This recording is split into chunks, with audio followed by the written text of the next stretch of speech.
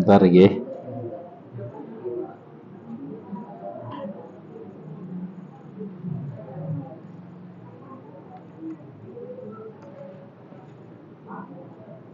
Bismillah. Bismillahirrahmanirrahim. Assalamualaikum warahmatullahi wabarakatuh. Alhamdulillahirabbil alamin wa bihi nasta'in ala umuri dunya waddin. Assalatu wassalamu ala asyrafil mursalin wa ala alihi wa sahbihi ajmain.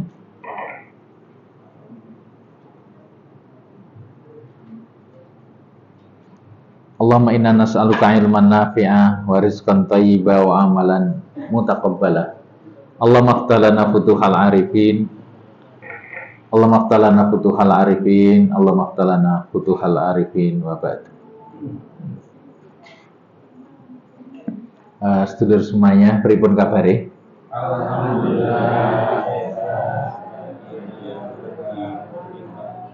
Alhamdulillah. Sehat, bahagia, berkah berlimpah. Is komplit nggih. Masya Allah, Masya Allah. Nah, terus deh. Jazakumullah. Nah, nanti sing liyane ora entuk kota. Nah, aku ya diweneng ini ya matur suwun. Arti mam saiki ya ora iso. Nggih, sedulur semuanya, kemarin kita bahas tentang bagaimana agar kita dikejar oleh rezeki. Magnet rezeki. Pripun bisa sing praktek terus rezeki ini padha mara ngono apa kira-kira? Utange sing bayar utang padha teko apa sing arep utang padha teko iki? Atau tawaran-tawaran rezeki dan yang lainnya padha teko. Yang mana kira-kira? Bisa neng burung nggih? Mas, Pak, Bu. Jadi kita di SDK ini ilmu terapan. Ilmu untuk diamalkan. Jadi ora usah nunggu nanti setelah selesai semua materi, tidak. Jadi setiap materi itu wis langsung dicak ning ngono wae. Nggih, Mbak. Ada yang ngalami apa ngono?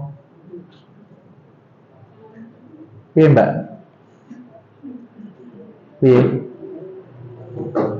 Ngomong kalau ada pengalaman apa?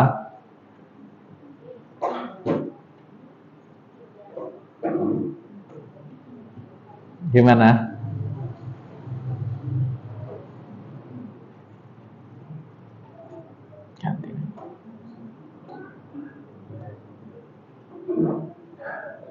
Buat teman kan?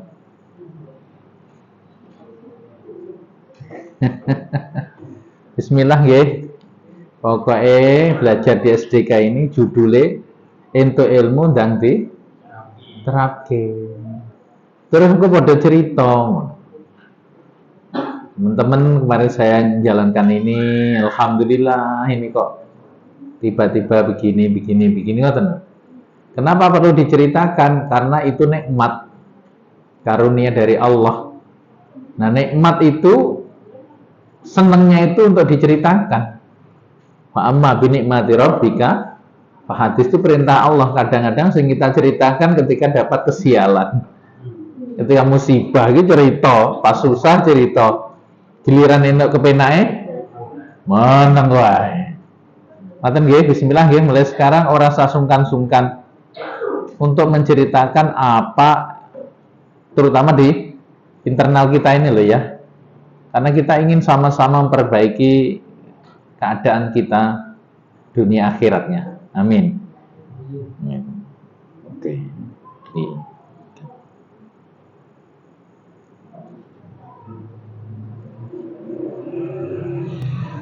Nggih, sepakat nggih. Aja ora sah mamang-mamang. Ora sah ragu-ragu ilmu yang kita pelajari untuk kita langsung terap nih.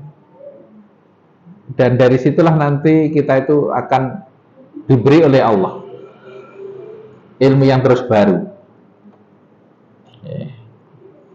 Ilmu yang terus baru dan akan mendekatkan kita kepada Allah Subhanahu wa taala. Karena kalau tidak, man izdada ilman wa lam yazdad hudan lam yazdad minallahi illa bu'dan. Orang yang bertambah ilmunya namun tidak bertambah hidayahnya, itu tidak akan bertambah kecuali bertambah jauh dari Tuhannya. Loh. Kuwi ilmu sing piye? Ilmu yang apa? Yang kita itu hanya mengoleksinya saja. Mari Pak, mari Pak. Masuk. Silakan. Jadi ilmu yang apa namanya? Yang tidak makin mendekatkan kita kepada Allah Subhanahu wa taala. Eling-eling ya, man istada ilman wa lam yazdad hudan lam yazdad minallahi illa bu'dan. Siapa yang bertambah ilmunya, enggak bertambah hidayahnya, maka tidak akan bertambah kecuali makin tambah jauh dari Tuhannya. Ketika SD rajin sholat, rajin nang masjid, SMP mesti ini malah itikaf terus. SMA, lah ngaji ini saya nemen ya. Kuliah, jos ngapalin Quran hadis. Tapi TK rajin doa, SD masih lumayan, SMP mulai lu nggak usah ke masjid, ini terus piye? Nggih ngoten nggih. Nanti kuliah selalu kabeh. Pensiun dini dari ibadah. Nah ini teman-teman semuanya, kita tidak ingin belajar hanya mengumpulkan materi. Kalau hanya untuk mengumpulkan pengetahuan, itu kan yang Google itu pirang-pirang. Nah, bagaimana agar pengetahuan itu menjadi ilmu? Pengetahuan jadi ilmu ketika kita sudah ngamalkan. Is kok amal nih? Sebelum diamalkan ya nggak akan jadi ilmu, hanya pengetahuan tok. Aku roh carane renang, jongkrok ini nang banyu kelelep deh. Karena hanya sekedar tahu. Bismillah ya, kita di SDK ini belajar untuk apa? Apapun yang kita peroleh, mohon kepada Allah kita diberinya hidayah, termasuk hidayah untuk mengamalkannya. Ngoten nggih? Bismillah, diniati. Kemarin kita membahas bagaimana agar rezeki itu menyukai kita. Nah, kali ini kita akan singgung mungkin 3 hal lah ya. 3 hal tentang perisai rezeki. Kenapa rezeki itu tidak mau datang kepada kita? Kalau rezeki itu diumpamakan air hujan, dan air hujan ini sangat deras, turun selama 24 jam. Ada orang-orang yang tidak basah karena hujan itu. Kira-kira kenapa itu? Nganggo mantol, ngiyuk, kan ngono nggih. Yang kita bicarakan orang ngiyuk iki. Tapi di luar.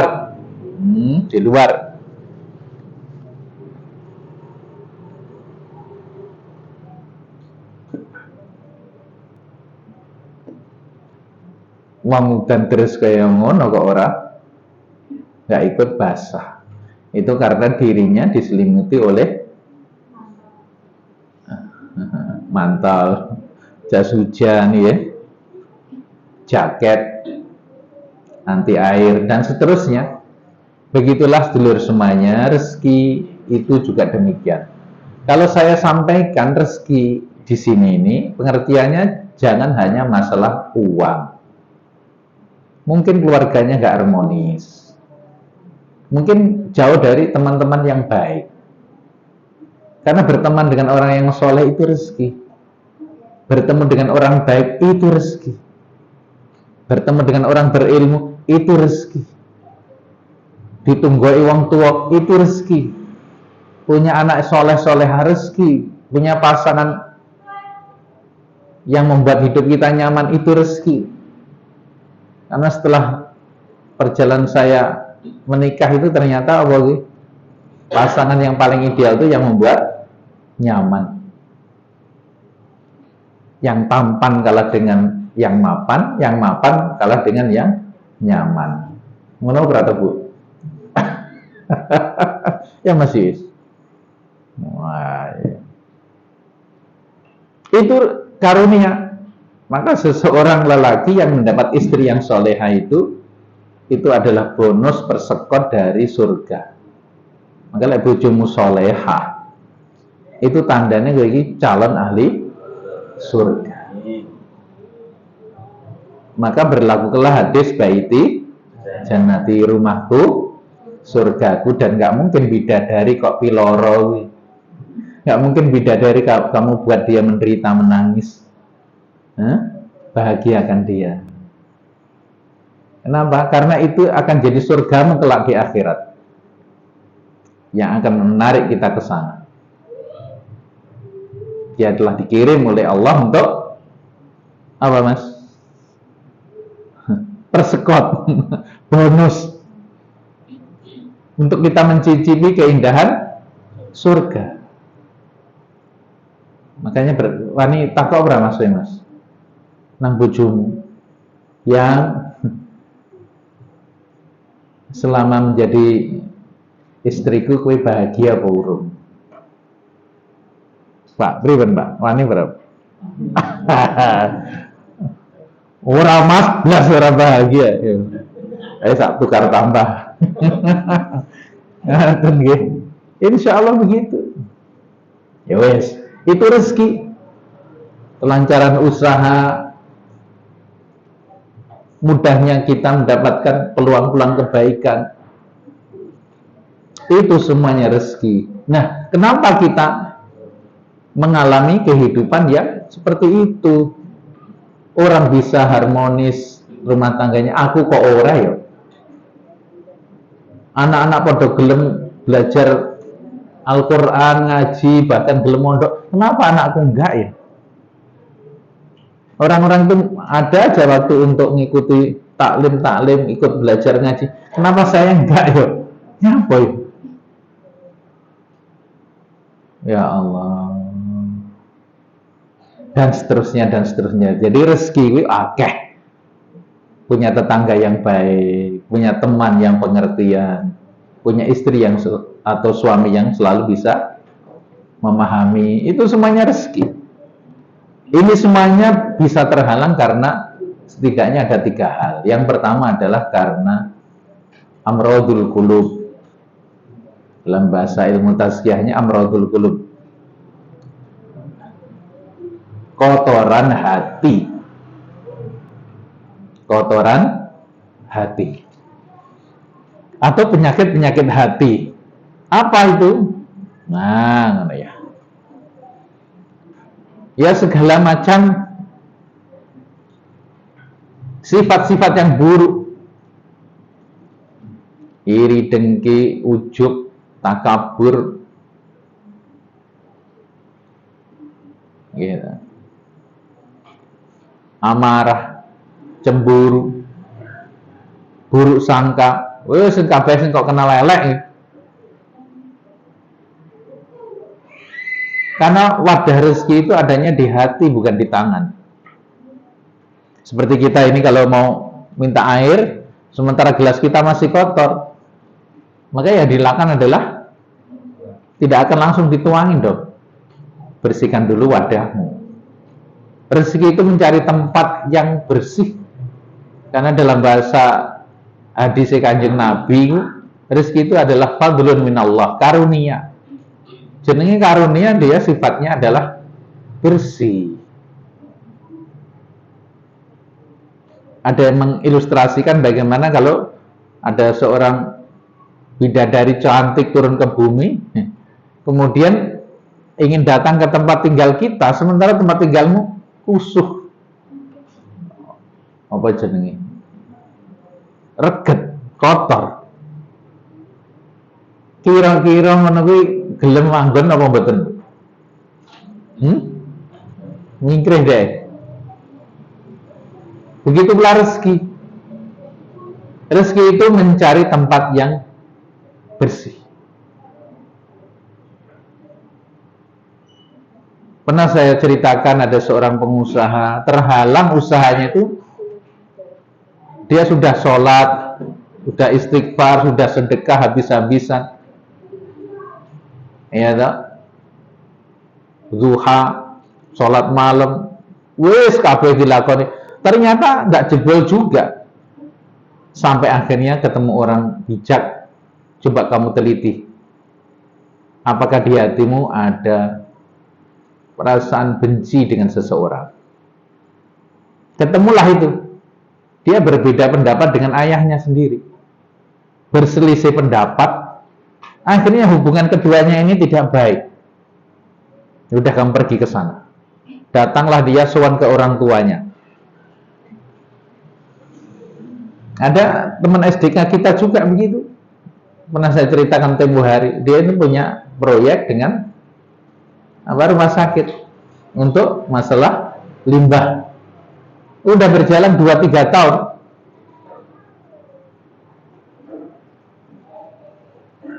Nah, konco-konco ini arep nasihati piye wong dhek lulusan dari perguruan tinggi Islam.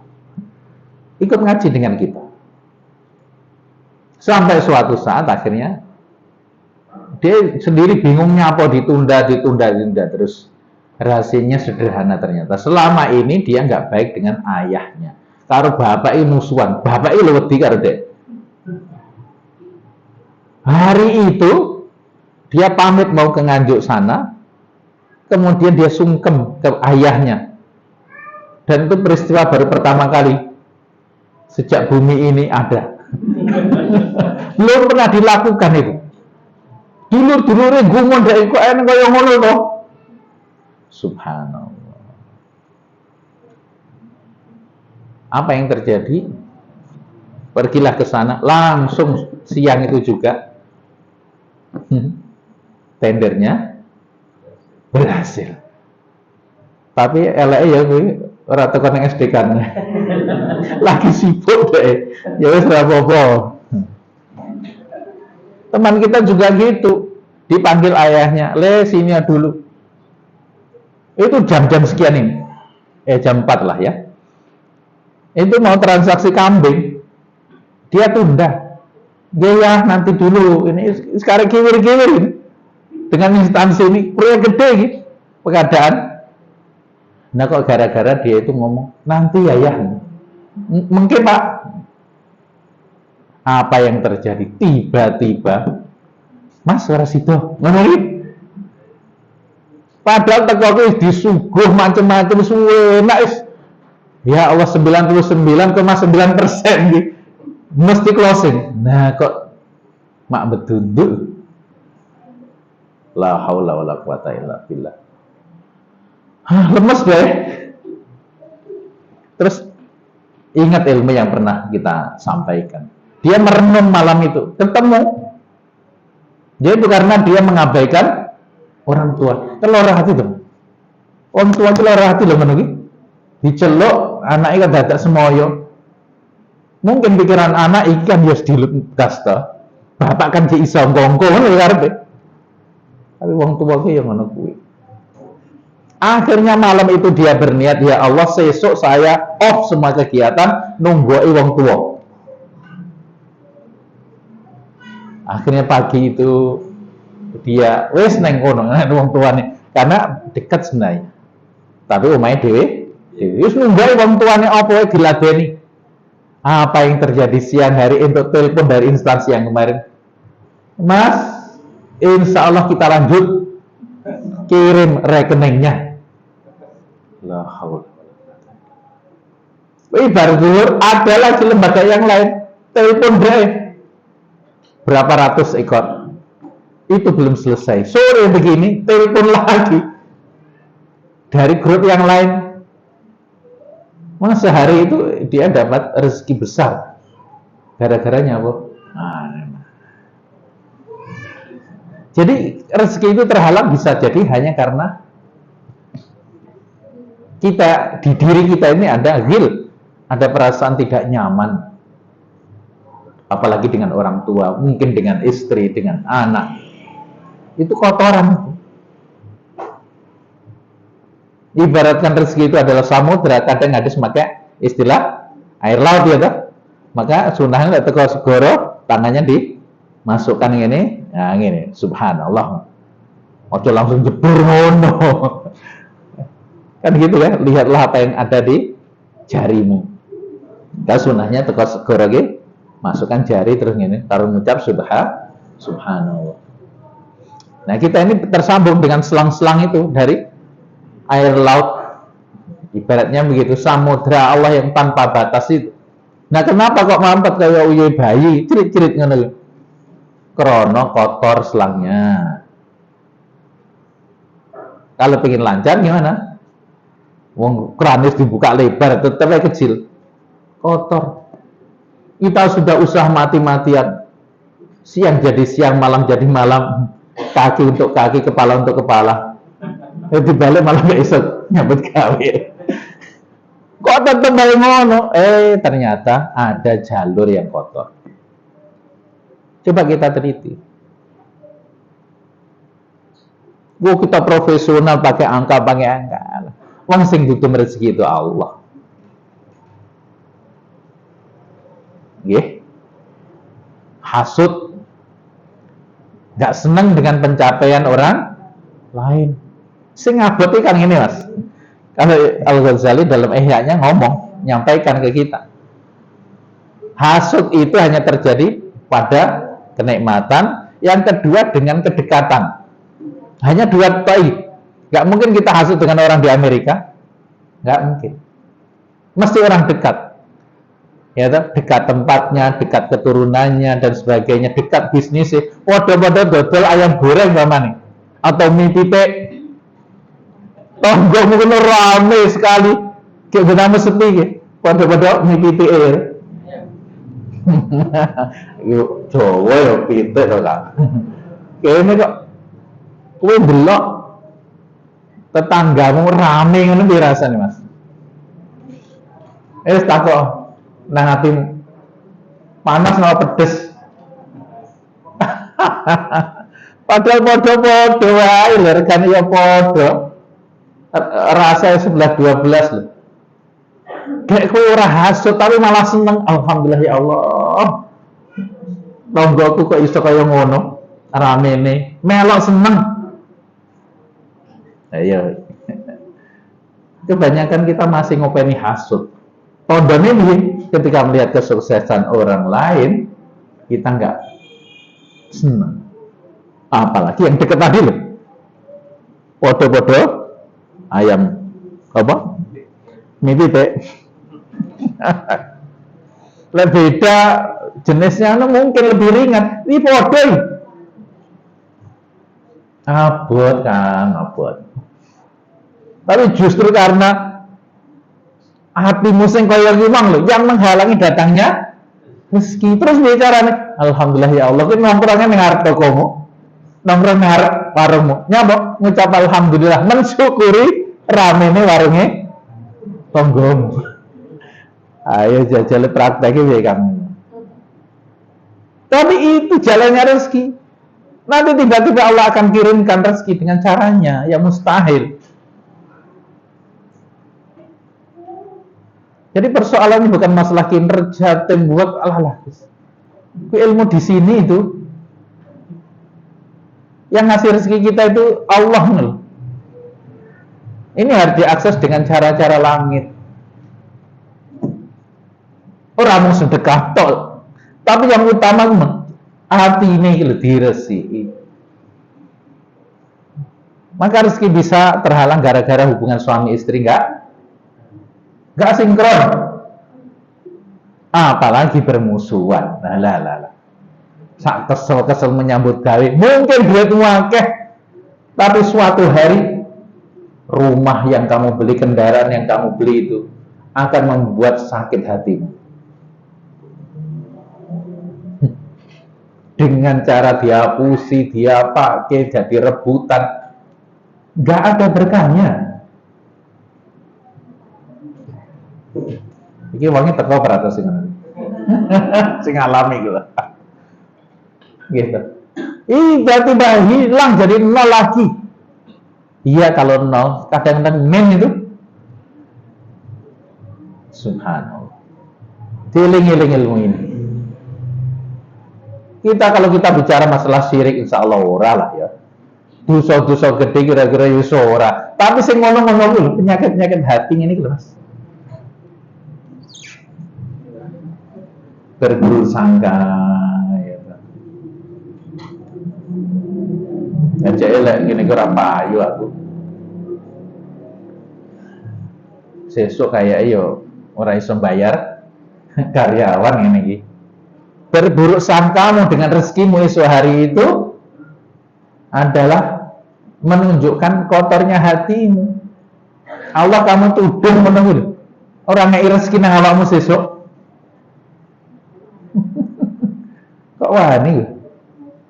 Nuduh Allah nggak bakal ngasih kecukupan untuk kamu.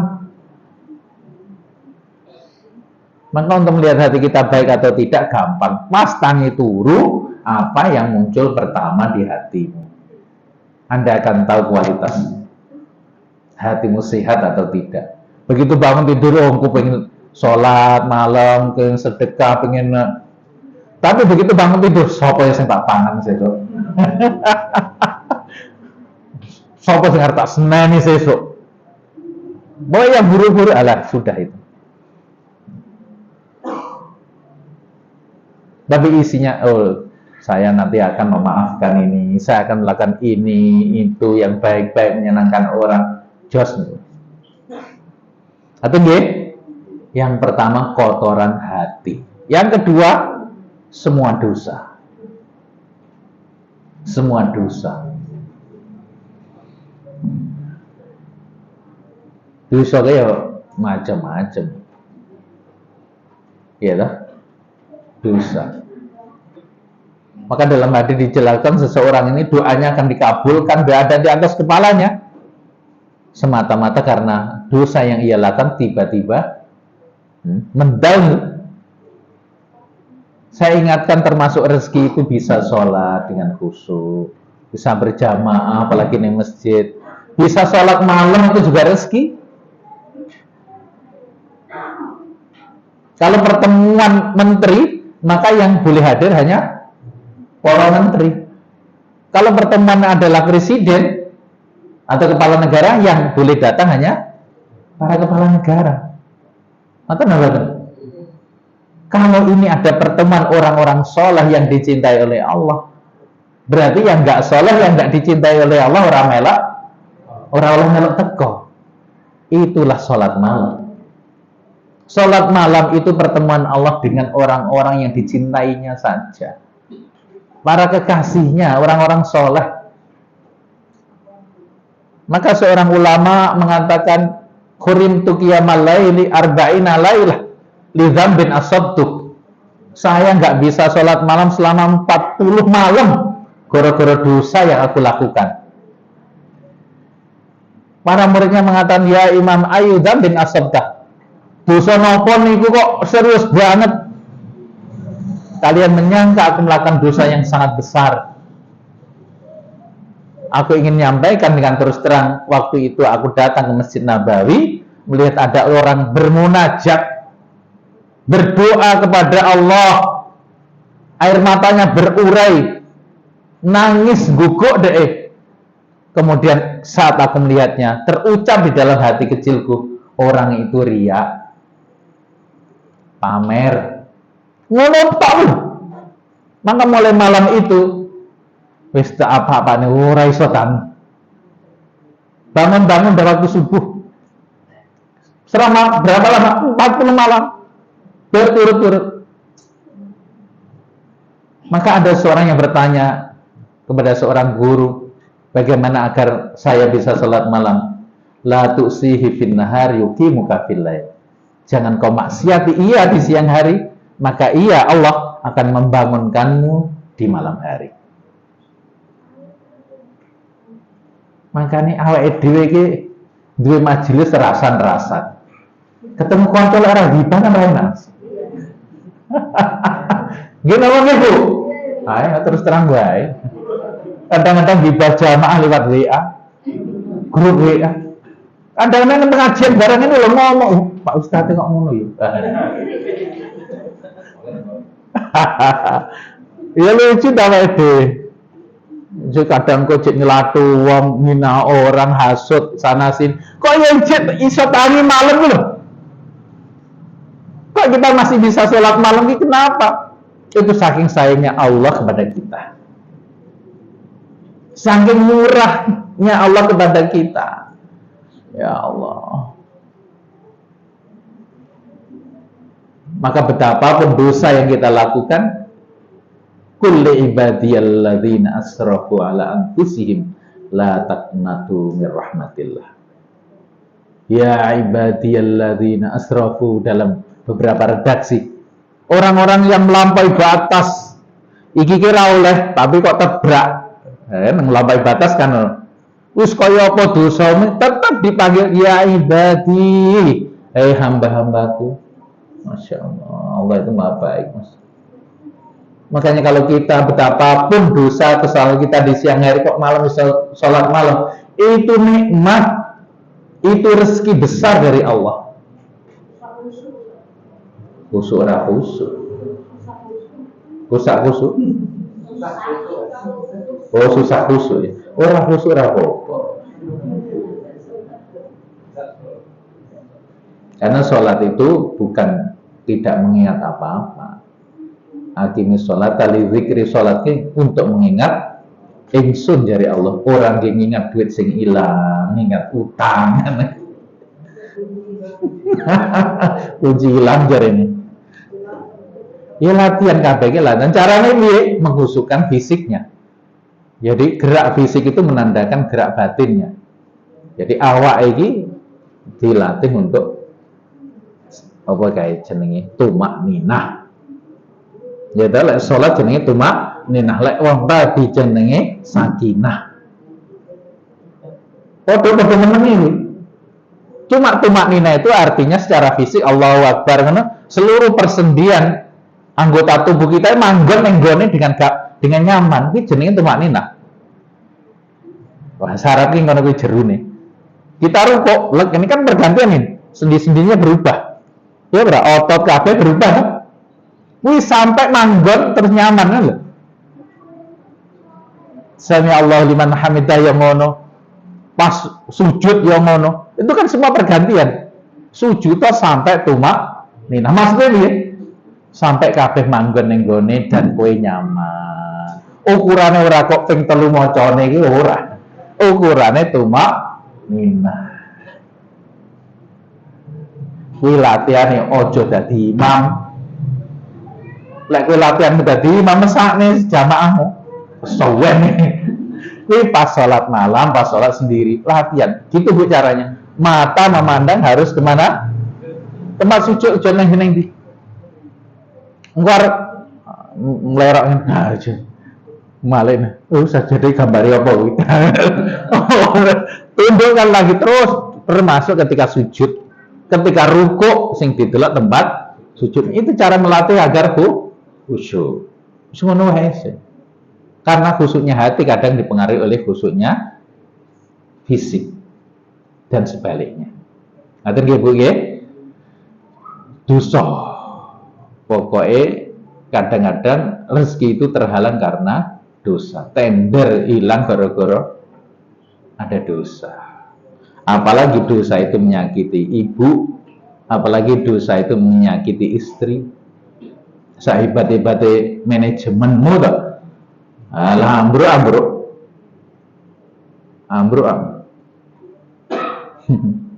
Happy wife, happy life. Bahagiakan istrimu, hidupmu mesti bahagia. Mas ya, semangat bahagiakan istrinya. Pulang dari sini ditakoni, jaluk mau jaluk mau ben awakmu bahagia ya. Nah gitu ya Bu, dijaga suaminya, jangan pernah menyakiti hatinya, biar mudah membahagiakan. Gusto yang jangan sakiti hatiku. Kalau mau jiwit to nyetot ya toh, jewer tapi jangan hatiku karena ada kamu di sana. Iya toh? Karena ada kamu di sana.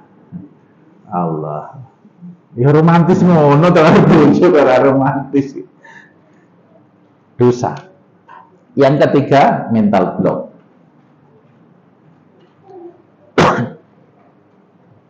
Contoh mental block itu kemarin kita ada bahas. Ada orang bekerja itu pikirannya, belief system ini, keyakinannya, aku lah orang nyambut gawe, engkau anakku piye sekolahnya, engkau belanja dapurku piye, engkau bayar cicilanku piye. Ayo, ngono bara terus terang saiki. Hah? Engko lek bayar karyawan piye, lek bayar kontrakan piye? Halo. Ngono ora Mas Yus?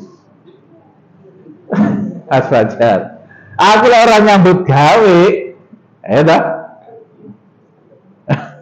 Engko piye lek bayar iki, butuh iki ora iso. Aja kabeh ngono kowe iki. Terus terang iya ora ngono. Makanya di PHK nangis. Karena bingung kok piye lek bayar macam-macam kuwi. Iya, Mas. Kuwi keliru. Kenapa? Karena Anda mendasarkan aktivitas kerja usahamu itu karena rasa takut. Kan rasa takut tahu yang dorong tadi. Wedi kalau ora iso bayar, wedi kalau nggak bisa makan, takut nanti kalau anak nggak bisa sekolah dengan baik, takut. Akhirnya Anda berusaha. Itu mental block, itu yang menghalang-halangi. Mungkin Anda pernah sukses kayak karet tapi nanti jedot kembali lagi ke nol lagi. Karena alasanmu sangat sederhana. Ketika hilang takutmu karena kamu sudah mencapai suatu kesuksesan, dikembalikan lagi oleh Allah. Itulah nasib orang yang membangun bisnis, terus tiba-tiba pada batas tertentu sukses, jatuh lagi. Bangunnya ngono karena salah. Eling-eling ilmu larang nih Mas. Golek ning Google kira-kira temu. Nah, ini dhisik kudu beleh banteng ini. Piye kowe mau? Terus sing bener pripun Pak Yai? Sing bener ngeten. Rungokna tenan iki. Sing ngantuk-ngantuk nang melek. Ya. Lakukan aktivitasmu itu karena ingin menjalankan amanah dari Allah. Aku dikai keahlian masak, maka saya lakukan. Karena saya dititipi ilmu keahlian oleh Allah untuk pintar masak, aku ya tak masak. Tak bantu hamba-hamba Allah yang lain, menyenangkan hamba-hamba Allah yang lain. Tak masak aku, tak buka warung. Saya ingin bermanfaat dengan cara ini. Ini amanah dari Allah. Anda sedang menjalankan tugas amanah dari Allah. Orang yang cara hidupnya seperti itu tidak bakal mengeluh. Tidak akan. Seperti kita menjalankan sholat, padha karo kuwi kok. Makanya kenapa dalam bahasa Al-Quran wong ki sing keluar mencari rezeki itu padha karo wong keluar dalam berjihad. Direnungkan. Karena alasannya seperti itu. Jadi dasar hatinya ojo karena ketakutanmu. Ya. Tapi berikut jalankan amanah dari Allah. Berarti dengan bekerja kita itu sedang ingin meraih kemuliaan darinya. Wong sing jalankin amanah kan akan dapat kemuliaan. Saiki awakmu jaga toko baju. Lek mung niatmu golek duit wae yalah mandek. Siapapun yang usahanya hanya karena ingin nyari duit, maka dipaksa oleh Allah untuk berhenti pada satu titik. Ojo krono kuwi. Anda jaga warung, jaga toko, jaga ya toh, kelambi, ya wis memang saya keahliannya di situ telaten ngono ya. Eneng wong ki ora telaten linggo sak dilu teh bokonge gatel kok. Panas pengennya lunga. Ini awakmu kok Masya Allah punya ketahanan luar biasa. Lenggah pirang jam wae nunggu di satu tempat justru bisa menikmatinya. Tugasmu apa? Menjaga bajunya orang, menjaga celananya hamba Allah. Kok wong kuwi mang urung teko, pancen dheke urung wayahe njupuk lambine. Tugasmu menjogo lho kan. Lah tugasmu ngomongi kowe golek duit, wis susah. Lah sedina iki mang ora eneng sing tuku. Loh, kudu dibenahi iki.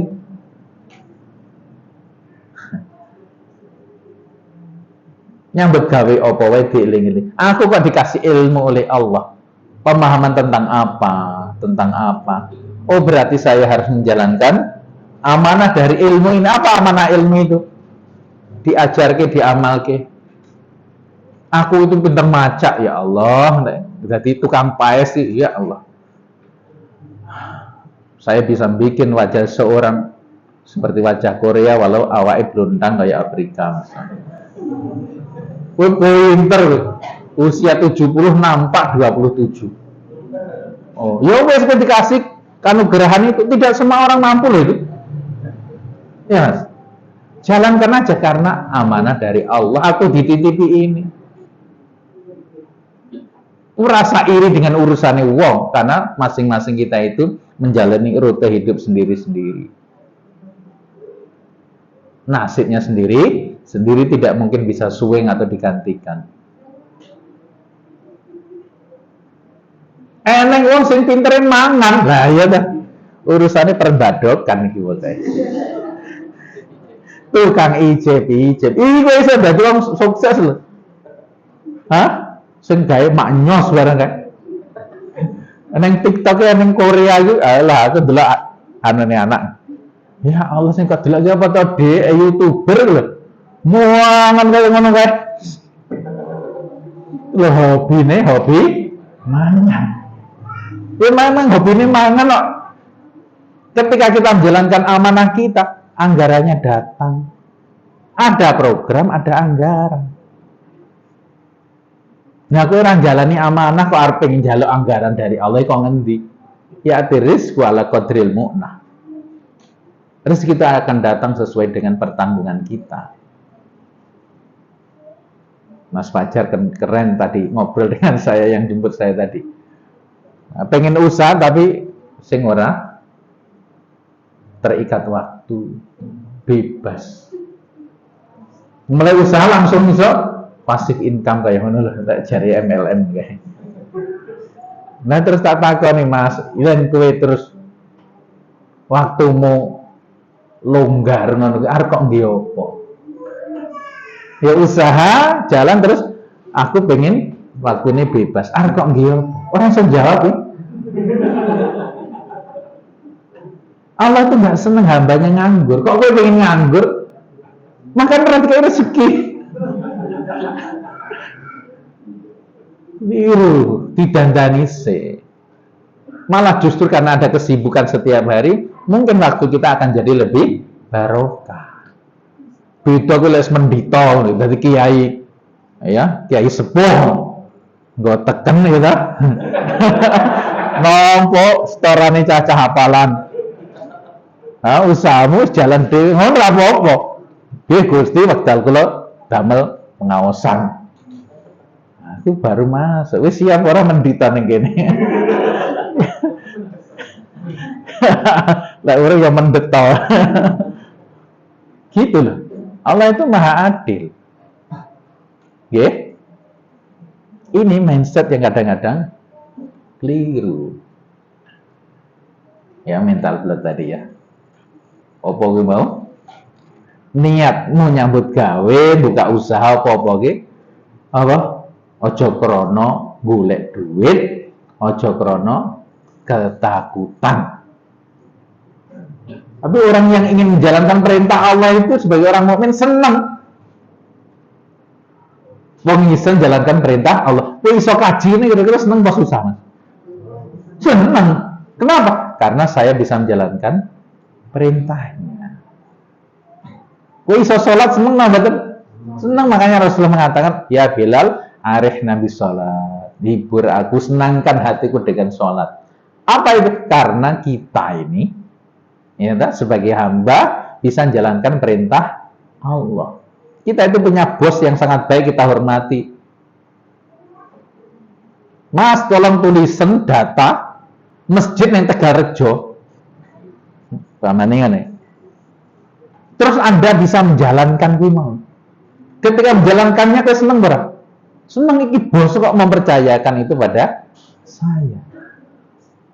Bos ngapain kok yang ngono kok kowe sing ditunjuk. Jadi ketika kita melaksanakan perintah itu dengan hati yang senang karena ini disuruh. Jadi utusan presiden kan kira-kira gembilo ora sirah. Kemaki, ora menggembilo kemaki. Ya, mungkin delok ngono kuwi kira-kira digawe bendungan apik ora ngono tok jan. Oh, tapi utusan presiden. Saya menjalankan perintah dari presiden. Walah banggamu. Apalagi ini kita bisa menjalankan perintah Allah, mesti ngono. Makanya orang bekerja, beraktivitas apapun, nikmati. Saya sedang menjalankan amanah dari Allah. Makanya mau kerja dengan landasan seperti itu, nggak mengeluh.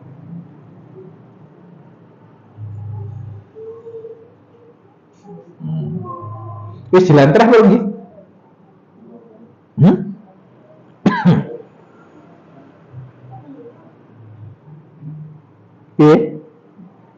Mental block tadi ya, itu diubah. Lalu bagaimana untuk menetralkan 1 dan 2 tadi? Hati yang kotor, yang kedua maksiat. Cara menetralkannya yang pertama tentu dengan taubatan nasuha, dengan taubat. Apa arti nasuha itu? Oh Mas, sungguh-sungguh ki al-jiddu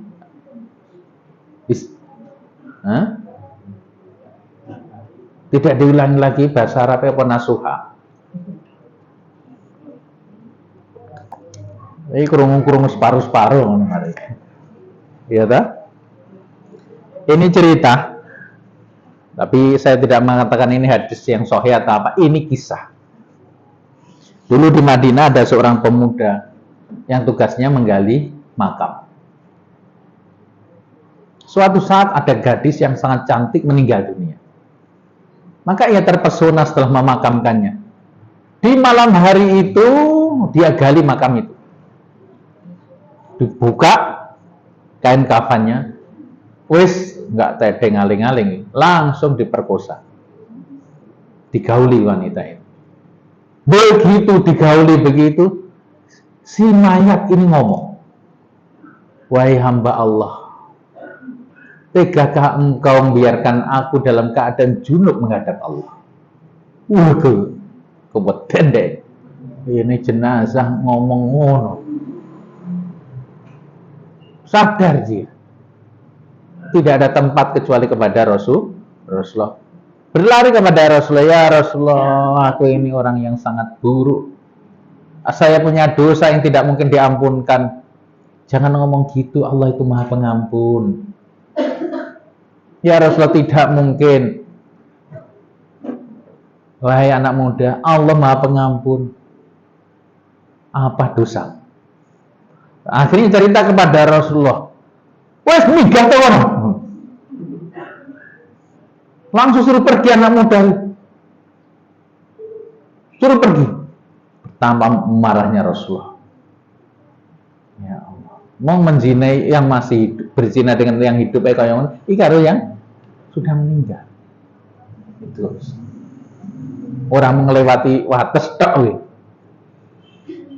Luar biasa.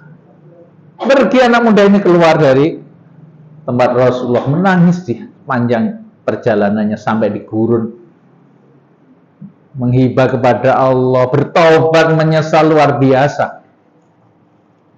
Akhirnya di tengah malam itu datanglah Jibril, ya Muhammad, apa yang kamu lakukan pada anak muda itu? Dosanya gede Jibril.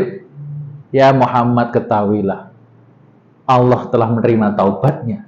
Dan bila taubatnya itu dibagikan kepada dosa-dosa orang di Madinah, masih memadai. Carilah dia. Akhirnya Rasulullah mencari dengan beberapa sahabatnya. Telah ditemukan di gurun, dia meninggal dunia dalam keadaan sujud sampai pasir itu basah karena air matanya itu. Anak itu bernama Nasuha. Siapa namanya? Nasuha. Maka disebutlah taubatan Nasuha. Kaya taubate Nasuha. Tahu kerumunan lagi ya? Ayo. Nah, makanya pentingnya ngaji itu. Ya. Oke. Taubat. Yang pertama adalah dengan bertaubat. Kalau perlu kita sholat taubat. Pertama baca Al-Fatihah Al-Kafirun, kedua Al-Fatihah dan Qul Wallah. Berjamaah boleh. Mas Yuis karo karyawane. Atau setidaknya suami istri. Ayo ki sing di bojo iki tau para salat taubat berdua. Astagfirullah. Aku kudu tobat nang pangeran ya, ora tau ngajari awakmu apa piye. Tobat, ya. Ya, sira sing di bojo, engko salat taubat. Dan kalau perlu bertobat, setelah itu mintakan ampun kepada Allah untuk orang tua kita, kakek kita, dan seterusnya. Salat taubat.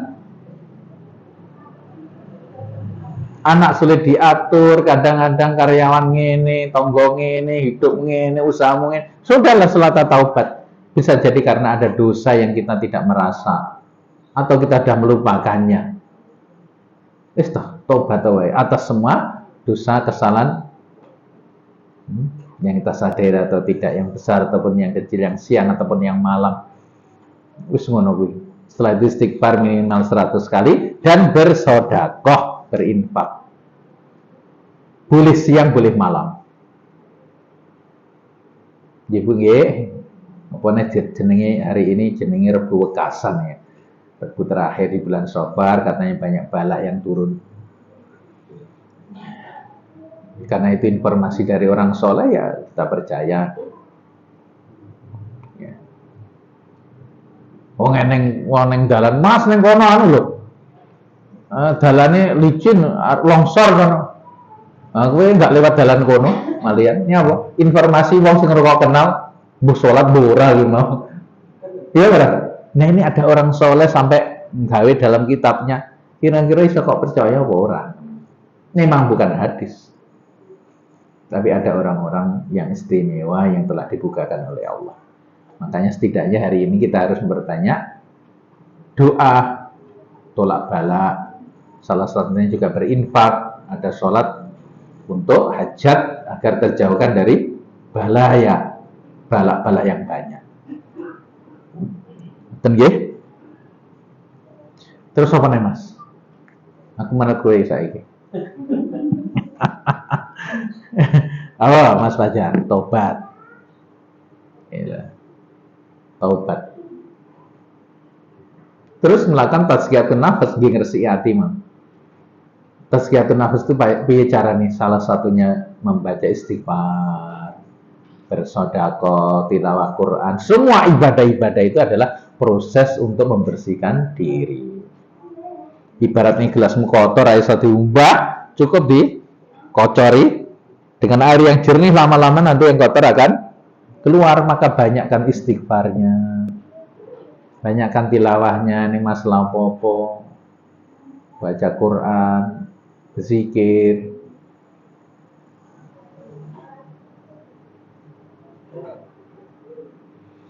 Yang terakhir apa?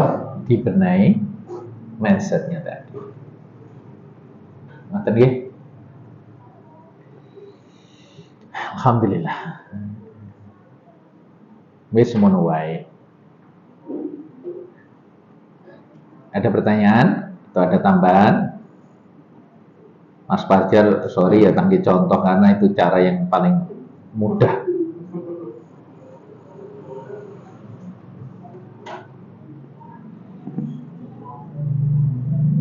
Berapa bulan Mas? Boleh lorati karo gurune iki kotoran hati. Wes.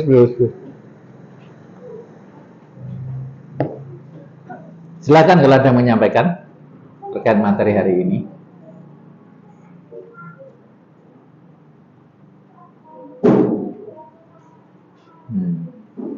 Yes ya, tenan ya. Iya Mas.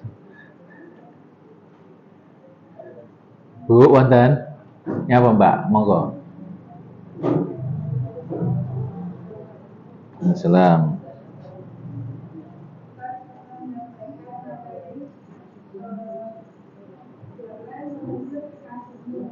Apa?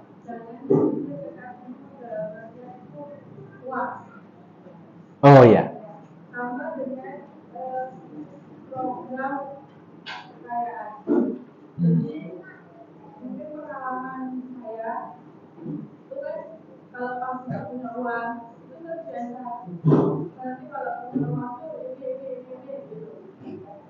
Nggih.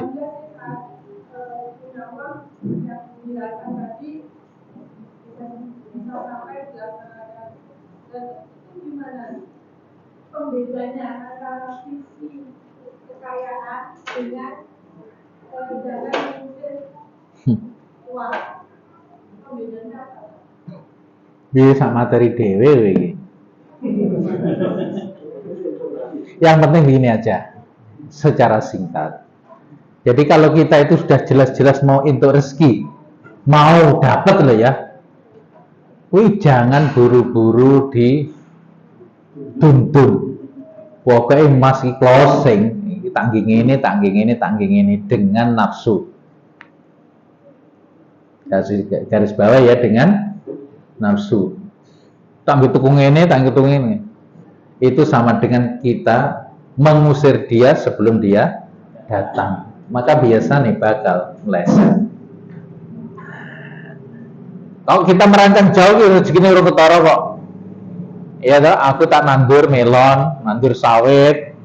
Ya toh, engko iso tinggi munggah kaji kan masih jauh nih, Bu. Ora apa-apa, Bu. Aku tak nanam lele. Ya, ikan jantan, ikan lelaki ya. Eneng sing senengane ngopeni ikan cewek, nila. Ya dah, cili-cili. Anda punya rencana dengan membuka usaha itu. Tapi begitu arep panen, nah gue bisiane tekon neh. Gue panen oleh 10 ton, duitmu semene. Arep tangging ini. Alah, meleset ton asem. Ngutor rego ujug-ujug anjlok beda dari ekspektasi kita. Makanya tomponen se, wis lagi, ayo, ngono Mbak. Jadi ketika sudah mau datang loh, ketara loh, itu malah tenangkan hatimu dan sampai dulu.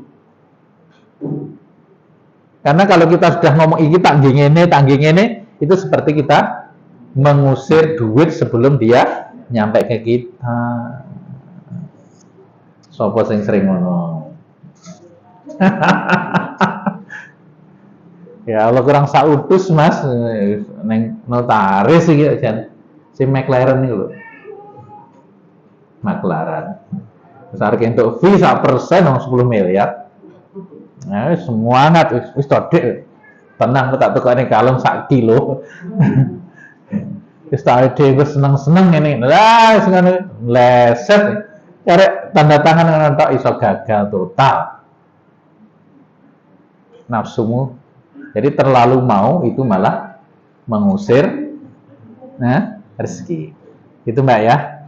Makanya harus dodolan apa-apa, ingat-ingat jangan apa kan? Dijual cepat, BU, lagi ora payu-payu sampai tulisannya ngobrol gak rusak. Ora bakal payun. Ya. Itu oke, nanti lain kali bisa dibahas lebih dalam. Yang penting begitu, boleh kita merencanakan jarak tadi ketika dia belum wujud, belum dekat. Anakmu kalau sekolahnya engko dadi dokter kan ngono ya. Terus iso gawe rumah sakit dan seterusnya. Gak apa-apa. Wajar itu. Nggih.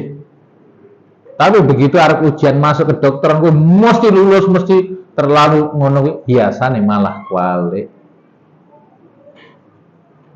Oke, nanti ada materi tersendiri tentang hal-hal begitu. Sabar sih.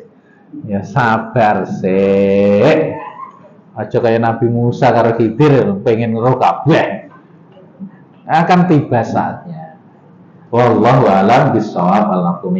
Sekian, assalamualaikum warahmatullahi wabarakatuh.